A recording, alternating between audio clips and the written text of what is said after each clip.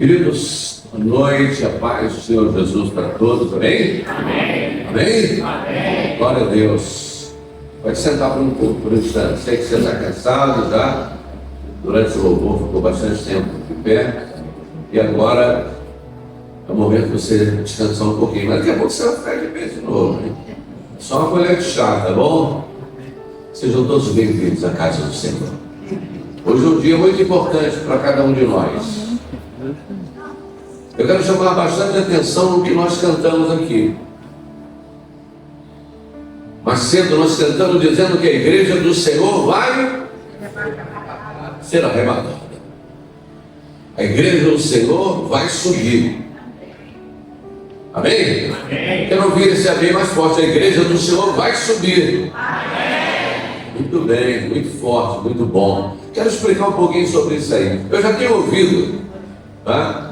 Muitas pessoas falando, pregando e dizendo que a igreja do Senhor vai passar pela grande tribulação.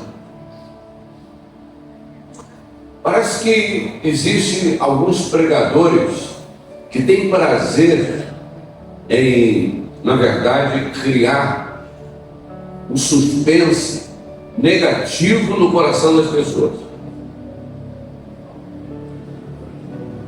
Mas Jesus não fala isso.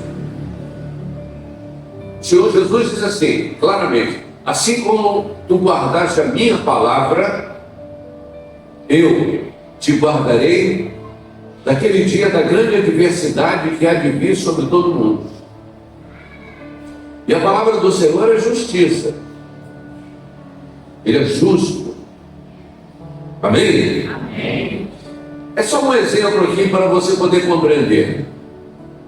As pessoas que já partiram no Senhor e hoje não estão mais entre nós, mas durante toda a sua vida estiveram com Deus e que hoje partiram no Senhor, elas já estão num local reservado aguardando o dia da ressurreição, não é verdade?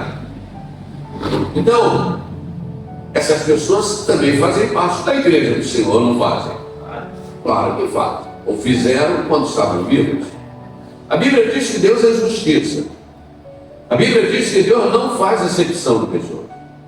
Mas também a Bíblia diz que aqueles que já partiram sem estarem na presença do Senhor, tiveram a oportunidade de estarem na presença do Senhor, hoje estão no local chamado local de tormento, que ainda não é o inferno.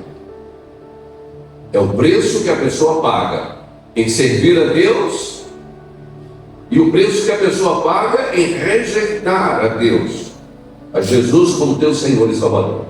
Então assim, se Deus, o Todo-Poderoso, pegou essas pessoas que serviram a Deus, andaram com Deus e colocaram essas pessoas já num lugar reservado, aguardando o dia da ressurreição, nós, a igreja do Senhor, que estivermos vivos para aquele dia, não seremos nós que passaremos pela tribulação. Assim como Deus recolheu essas pessoas e hoje as tem guardadas no lugar reservado, o Senhor também tem um local reservado para nós. Então fique tranquilo que você não vai passar por essa tribulação. Eu sei que muitos pregadores hoje que estão aí na internet e em muitos outros lugares aí, essas pessoas que estão por aí, elas, muitas das vezes, por causa da letra, né, elas estão, e a letra e a lei, tá? Eu quero dizer, elas estão, na verdade, pregando alguma coisa que não devem pregar, que não podem pregar, porque elas estão trazendo para si próprio aquilo. Hoje, estamos aqui festejando as primícias. É o 5º dia em que nós estamos aqui festejando as primícias. Então, estamos fazendo um fechamento hoje. E junto com as primícias, nós estaremos participando também da Santa Ceia do Senhor. Daquele momento maravilhoso em que Jesus participou juntamente com os teus discípulos, onde ele disse claramente: fazei isto em memória de mim até que eu volte. E aí eu quero chamar a atenção aqui sobre essa palavra primícia. E as primícias são, na verdade, um conceito importante da Bíblia. especificamente lá no Antigo Testamento. Isso é a premissa. E a premissa ela tem lá no Antigo Testamento algumas conotações. Nós temos lá no livro de Números, capítulo 23, o Senhor falando de premissas. Temos no livro de Êxodo, o Senhor falando de premissas. Temos no livro de Levítico, o Senhor falando de premissas. E Ele ordena dizendo o seguinte, que da sua colheita, tudo que vier em tuas mãos, antes de você tomar para si, você entregue para o Senhor. Apresente a Deus as suas premissas. E aí já foi falado hoje mais cedo, que a premissa também está baseada no nosso tempo. Está baseado no nosso acordar. Muitas das vezes nós acordamos, esquecemos de agradecer a Deus, de apresentar uma oração a Deus, de pelo menos olhar para o céu e falar muito obrigado, Senhor, pela noite que o Senhor me deu e por esse dia que o Senhor está me dando. Aí nós deixamos, falei isso em um desses cultos que eu preguei, eu falei sobre isso. Aí o dia passa, a gente trabalha, a noite chega, a gente fica cansado e já lá no final, cansadão, a gente quer falar com Deus. Aí a gente já não tem energia nenhuma para falar com o Senhor e começa a querer falar com o Senhor. E quantas vezes a gente quer falar com o Senhor na beirada da cama? E eu conheço muitas pessoas que dormem até na beirada da cama, que está tão cansado que dorme. Já aconteceu isso com você? Não é vergonha não, isso é verdade, acontece mesmo. A pessoa está cansada, ela chega ali para falar com o Senhor, e é por isso que eu não me ajoelho para orar. Sabe por quê eu não me ajoelho? Porque quando a gente se ajoelha para orar, tem um hábito lá de trás, que alguém disse que é de joelho que a gente consegue falar com Deus. Não, é com o coração aquebrantado que a gente consegue falar. Não adianta nada a gente estar ajoelhado se o coração está endurecido. É a mesma coisa quando eu estou sentado aqui, ó, no meio dos irmãos aqui, ó. O irmão está pregando, se eu estou muito cansado, por alguma razão, né? E eu percebo que o sono está querendo me pegar, sabe o que eu faço? Eu fico de pé. Eu não dou mole para ele, não. Eu não coloco como soldado, porque eu quero ver você dormir de pé. Se dormir de pé, vai cair. Agora no conforto sentado é fácil a gente dormir. Então toda vez que você estiver no teu lugarzinho, você começar a sentir sono, fica de pé. E você vai começar a prestar atenção na palavra de Deus. Isso também é premissa. É você querer entregar o seu melhor para Deus. Entregar aquilo que na verdade você tem de melhor, que é a tua atenção e o teu coração para Deus. Então essa noite é uma noite muito importante. Quero falar algumas coisas. O significado da premissa. Significado da premissa. Oferta a Deus. As premissas, elas fazem parte não só de dinheiro. Geralmente as pessoas pensam que a premissa tem tudo a ver com dinheiro. O dinheiro é a última coisa que Deus quer de nós. O que Deus quer de nós é uma obediência na atenção à palavra dele. Já aconteceu com você de você estar conversando com uma pessoa, né? E você está falando e parece que a pessoa está viajando, está longe, e você está falando com a pessoa e você percebe que a pessoa não está dando nenhuma atenção naquilo que você está falando. Como é que você sente? Você sente muito mal, não sente? Parece que a pessoa não está te respeitando. Assim acontece entre nós e Deus. Entre nós e Deus acontece assim. Deus muitas das vezes está falando com a gente está viajando. A gente está preocupado com o nosso negócio, está preocupado com o nosso carro que deixamos lá de fora, o nosso carro que ainda não chegou, que nós compramos está demorando a chegar. Estamos preocupados com a obra dentro de casa, estamos preocupados com tantas e tantas coisas. Verdade. E apenas estamos como um corpo ali dentro do templo, sentado, mas os nossos pensamentos estão vagando. Existe um que lê o nosso pensamento. É o que está lendo o teu agora, hein? O que está lendo o teu agora, Rodolfo? O teu agora está onde? O de cada um aqui da igreja. Porque a palavra do Senhor é muito clara, que o Senhor é onipotente, onisciente, onipresente, e Ele pode ver todas as coisas, saber de todas as coisas. Então lá no passado, a premissa, ela já era determinada por Deus, Já foi falado aqui sobre premissa, eu acho que foi o prefeito Zé Noval de Carvalho, falou sobre Caim e Abel. Quem matou quem? Foi Caim que matou Abel, tá certo? Talvez a oferta de Caim tivesse até mais valor do que a oferta de Abel. Mas o problema é a forma como a oferta foi entregue. Também nesta semana, eu pregando falei sobre a oferta da viúva pobre, que muitos homens ricos, fazendeiros, trouxeram a mão cheia de moeda para colocar ali no gás do gasofilácio. Mas aquela mulher, do seu sustento, do pouco que ela tinha, ela trouxe com o coração a sua oferta. E o Senhor Jesus, observando isso, disse: mostrarei para vocês quem deu a maior oferta. A surpresa foi grande naquele momento. Por quê? Porque os homens fazendeiros deram a mão cheia, mas aquela mulher deu a mão vazia, apenas com uma ou duas moedas. E eles disseram: como assim? Ela deu mais do que nós. Jesus chamou a atenção e disse para eles: vocês deram daquilo que estava sobrando. Essa mulher deu tudo que ela tinha. Então ela deu com o seu coração. Não vamos fazer disso trocadilho, como muitos fazem por aí, dizendo que por esta causa você tem que dar tudo que você tem. Não é nada disso.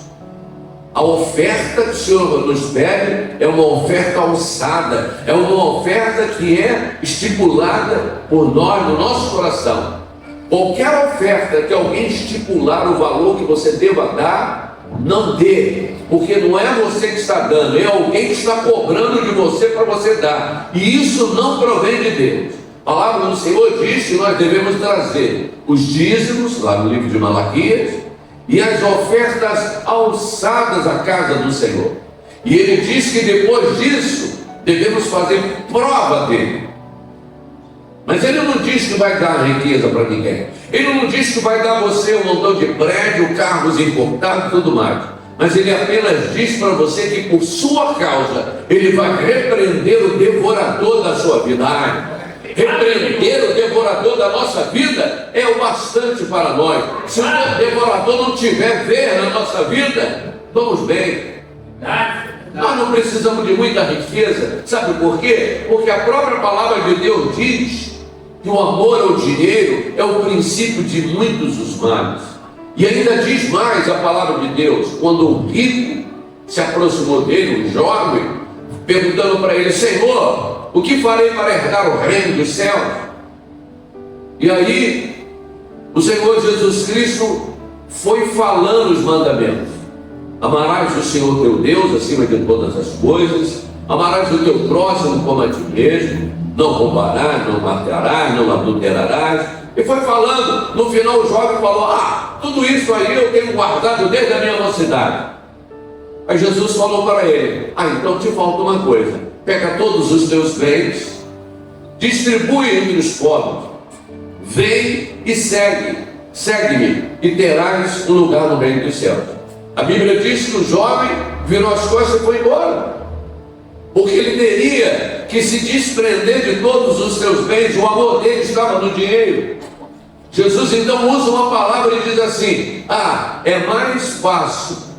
Ele não disse que era impossível, ele disse que era mais fácil passar um camelo no fundo de uma agulha do que um rico entrar no reino dos céus. Mas no final ele diz: mas para Deus nada é impossível. E eu quero chamar a atenção também com relação a essa agulha aí, os teólogos, tá certo? Porque eles querem sempre encontrar uma forma de diminuir a palavra de Deus. Dizem eles que realmente o Senhor não estava falando de uma agulha de costurar.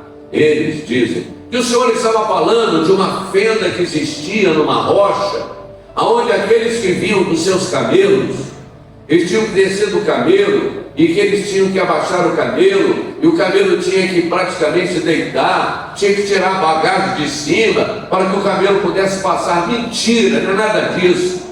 Isso é apenas uma narrativa falsa, para tentar diminuir a palavra de Deus. Amém? Para tentar diminuir a palavra de Deus. O Senhor estava falando da agulha, sim. Porque para Deus é exatamente isso. São as coisas impossíveis que Deus fala. Como por exemplo, do Mar Vermelho. O Senhor disse para Moisés tocar um cajado nas águas do mar, e o mar se abriria para o povo passar, está certo? Mas eu já ouvi uma narrativa de um pregador dizendo que não foi bem isso não, que o que aconteceu é que ali tinha um banco de areia e o povo passou pelo banco de areia. Bom, o banco de areia então estava no mar todo, né? Ali todo, para diminuir, na verdade, o poder de Deus. São pessoas que muitas das vezes são usadas e colocadas por Satanás até em cima do altar para tentar menosprezar a palavra de Deus e invalidar a palavra de Deus. Mas você que é lavado e remido pelo sangue do Cordeiro de Deus, toma muito cuidado com essas informações que se ouve na internet. Existem boas informações, mas existem coisas terríveis. E a Bíblia, por intermédio do apóstolo Paulo, diz para nós: observe tudo, retenha o que é bom, dispensa o que não presta. Dispensa o que não presta, porque o que não presta não é para o povo de Deus. Então nós vamos agora estar no capítulo 2 do livro de João. Está bem? E a leitura é bem pequenininha para a gente entender. Capítulo 2 do livro de João. E ele vai falar assim, e eu quero trazer também uma informação diante do que a gente tem ouvido por aí, porque é muito importante isso que a gente vai ouvir aqui agora. E diz assim: e ao terceiro dia fizeram umas bodas em Caná da Galileia. Estava ali a mãe de Jesus. E foi também convidado Jesus e os seus discípulos para as bodas.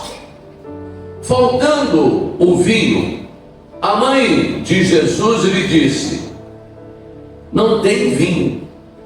Disse-lhe Jesus: mulher, que tenho eu contigo? Ainda não é chegado a minha... Até aqui está muito bom, pode se sentar. E eu já ouvi também pessoas dizer que Jesus deu uma resposta mal criada aqui para sua mãe, para Maria. Não foi nada disso. Foi nada disso. O que nós vamos participar hoje aqui? Já falei mais tarde, está aqui a mesa. É a Santa? Sim. O que Jesus apresenta naquele momento no cálice? O suco da videira, o vinho. Você lembra? Lá era o vinho mesmo. Só que o vinho que Jesus transformou era um vinho que não tinha tempo de fermentação. Então ele não tinha teor alcoólico.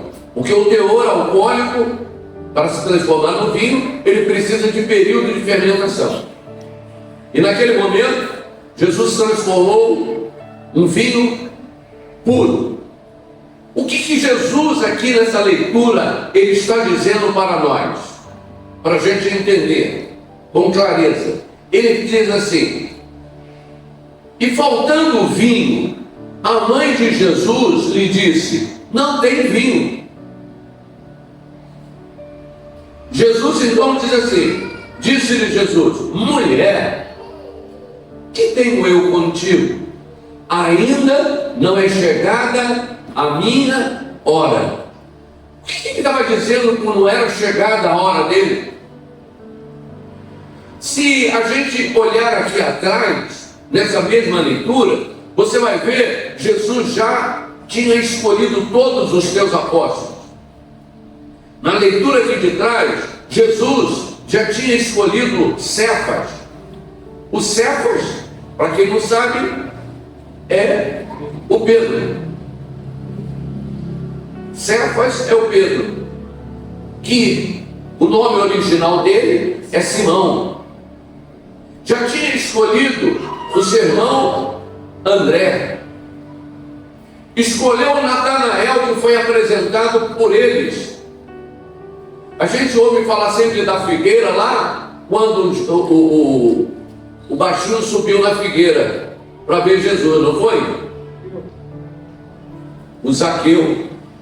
Mas aqui, esse Natanael também estava debaixo de uma figueira.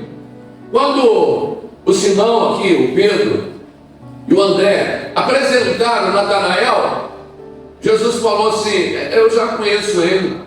Ah, me conhece de onde? Ah, eu te vi quando você estava lá debaixo da figueira.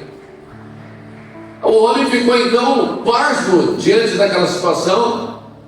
Como pode uma coisa dessa? O problema é que ele estava ali falando com o Filho de Deus. Hoje nós estamos falando sobre primícia, não é verdade? Então, primícia são as primeiras coisas, as coisas mais importantes. E aqui eu quero dizer para você, nós estamos falando das primícias de Deus. Deus entregou para mim e para você o melhor dele, o seu Filho amado, o seu único Filho. Ele entregou por mim e por você para que nós tivéssemos direito à vida eterna. E muitas das vezes a gente não se dá conta disso. E quando o Senhor manda a gente trazer as primícias para Ele, o nosso melhor, é porque o melhor dele Ele já deu para cada um de nós, sabe? E uma coisa é tão importante, que além dele ter dado para nós o teu Filho, Ele agora, pelo teu Filho, diz para cada um de nós: e eu não vou deixar vocês órfãos, eu vou enviar sobre vocês o Espírito Santo. Outra primícia, o melhor do Senhor, o Espírito Santo. E vocês receberão poder ao receber sobre vocês o Espírito Santo. Então, querido, quando Jesus diz aqui para sua mãe: mulher, o que tenho eu contigo, ainda não é chegado a minha hora, ele estava falando daquele momento em que ele transformaria aquele vinho no seu próprio sangue. Quando ele pega lá junto com os 12 apóstolos, aonde Judas Iscariote também estava reunido, isso aconteceu 3 anos mais na frente. Ele pega o cálice e diz para eles: este cálice de vinho representa o meu sangue, o sangue que será derramado em favor de vós para a remissão dos pecados. Presta bastante atenção aqui. Na ocasião em que Jesus estava na festa e que ele transforma aquelas talhas de água em vinho, os homens que estavam ali naquele momento, que levaram a talhas, sabia que tinha água ali. E Jesus colocou a mão sobre as talhas e disse assim para eles assim: agora vocês vão e distribuam aquilo que vocês estão recebendo para os outros. Os homens sabiam que eles tinham trazido o quê? Água. Eu imagino agora o diálogo daqueles homens, olhando um para o outro e dizendo assim: como? Vamos dar água para o povo? Vamos entregar água? Naturalmente, entre eles, teve alguém mais curioso, que deve ter enfiado ali uma caneca, alguma coisa, dentro da talha. E quando ele enfiou a caneca dentro da talha, que ele tirou, isso aqui é uma versão minha, tá? Eu creio que aquele homem, ao observar isso, deve ter se espantado e deve ter dito para os outros: rapaz, aquilo não é mais água, é vinho. E com alegria agora no coração, vendo um grande milagre, eles entregaram o vinho para aqueles homens. Eu quero trazer isso hoje para mim e para você. Você, irmão, eu, nós, éramos na verdade essa talha, tá? Vazia. Uma talha que só tinha água. E o Senhor, pela tua graça e misericórdia, pelo poder do teu Espírito Santo, colocou a mão sobre nós como Ele colocou sobre aquelas talhas.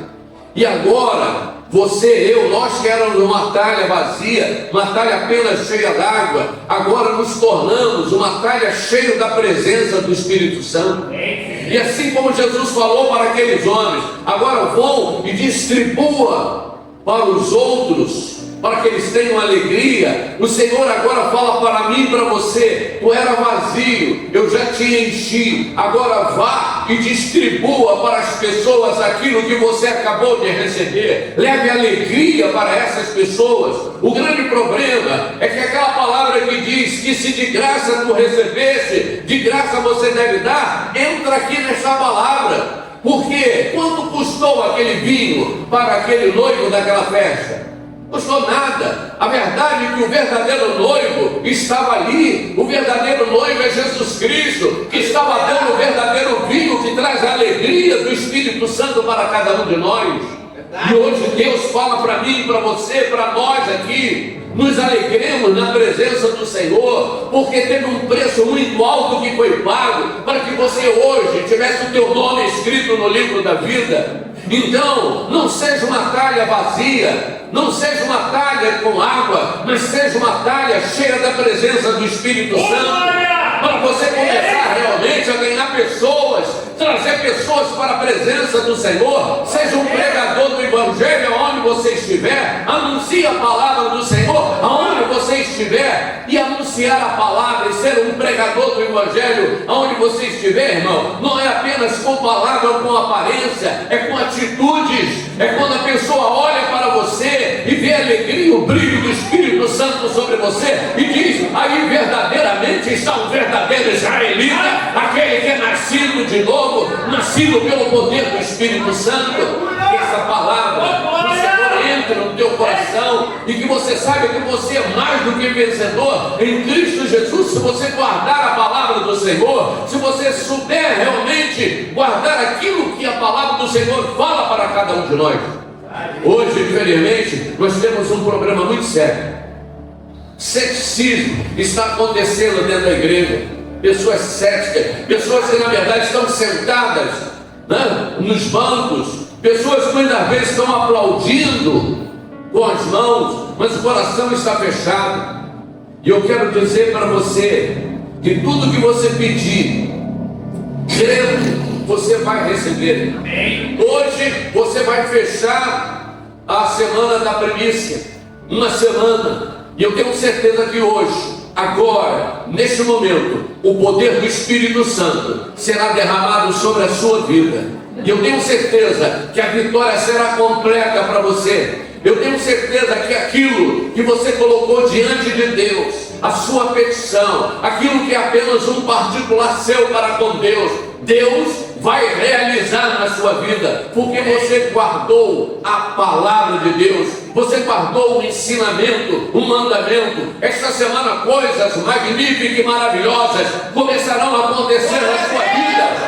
Não é porque você é melhor do que os outros, não, mas é porque você é servo de Deus, é porque você guardou a palavra de Deus, é porque você andou na verdade no caminho do Senhor, fazendo aquilo que Deus determinou para você, e com toda certeza Deus vai ser fiel, pois a palavra do Senhor diz: se tu fores fiel comigo no pouco, sobre o muito te colocarei. Aleluia! Vamos ficar de pé agora, vamos dar uma forte salva de palmas. A palavra do Senhor, mais forte para Jesus. Oh, glória! A Ele a honra, a Ele a glória, a Ele o louvor, a Ele toda a adoração. Aleluia! Glória a Deus, glória a Jesus Cristo.